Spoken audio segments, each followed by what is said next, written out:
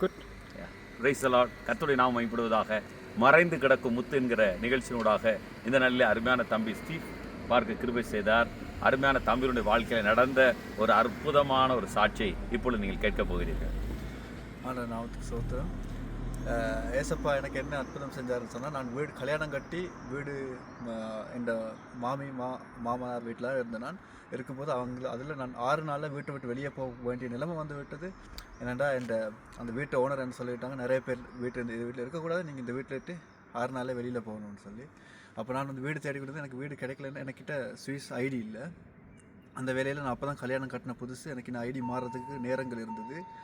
அப்போ நான் ஆண்டவர்கிட்ட நான் ஜெபிச்சு கேட்டேன், ஆண்டவரே எனக்கு ஏதாச்சும் ஒரு உதவி செய்யுங்கன்னு சொல்லி. அப்போ எனக்கு தெரிஞ்ச கிட்ட ஒரு தூரத்தில் ஏரியாவில் ஒரு வீடுகள் கட்டி கொண்டு இருந்தவங்க. அந்த வீடு கட்டுற இடத்துல நான் அந்த ஓனருக்கு நான் ஒரு கடிதம் ஒன்று போட்டேன். ஆண்டவர் எனக்கு பேசினார், இப்படி செய், இப்படி ஒரு கடிதம் ஒன்று எழுதி போட்டு நீ கேட்டுப்பார் அப்படின்னு சொல்லி. அப்போ நான் என் ஒய்ஃப்டையும் கல்யாண ஃபோட்டோவை போட்டு நான் ஒரு கடிதம் எழுதினேன்.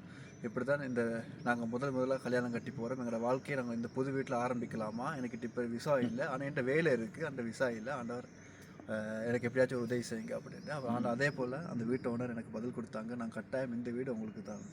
அதேமாதிரி அந்த வீட்டை எனக்கு கொடுத்தாரு, ஆண்டவர் கொடுக்க முடியாது. ஆமென். கர்த்தருடைய நாமம் மகிமைப்படுவதாக.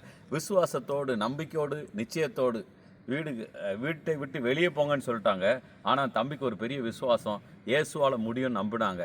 விசுவாசர் கெட்டிகிட்டு இருக்க வீட்டு ஓனருக்கே நேரடியாக லெட்ரு போட்டாங்க, எனக்கு ஒரு ஐடியா இல்லை, எனக்கு இந்த வீடை கொடுத்தீங்கன்னா நான் குடும்பம் வர நல்லா இருக்கும்னு சொல்லி ஒரு நம்பிக்கையோடு லெட்டர் எழுதினாங்க.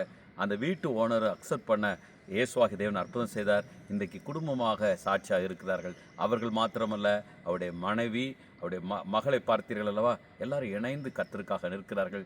இந்த அந்நிய தேசத்தில் இப்படிப்பட்ட சாட்சிகளை பார்க்கும் பொழுது எங்களுடைய வாழ்க்கையில் அடுத்த ஒரு மைல்ஸ்டோனுக்கு போகலாம் என்கிற ஒரு நிச்சயத்தோடு எங்களுடைய பிரயாணத்தை தொடர்ந்து கொண்டிருக்கிறோம். கர்த்தருடைய நாமம் மாத்திரம் மகிமைப்படுவதாக. எல்லாரும் இணைந்து இந்த தம்பிக்காக நீங்கள் ஜெபிங்க. தேவனாய் கர்த்தர் ஒரு திட்டத்தோடு இந்த அற்புதமான நேரத்தை கொடுத்திருக்கிறார். தம்பியை அந்தகார இருளிலிருந்து ஆச்சரியமான ஒளிக்கு கொண்டு வந்திருக்கிறார். இயேசுவே தேவன் என்று அறிக்கை பண்ணும்படியான பாக்கியத்தை கொடுத்திருக்கிறார். கர்த்தருடைய நாமம் மாத்திரம் மகிமைப்படுவதாக. ஆமென், ஆமென், ஆமென்.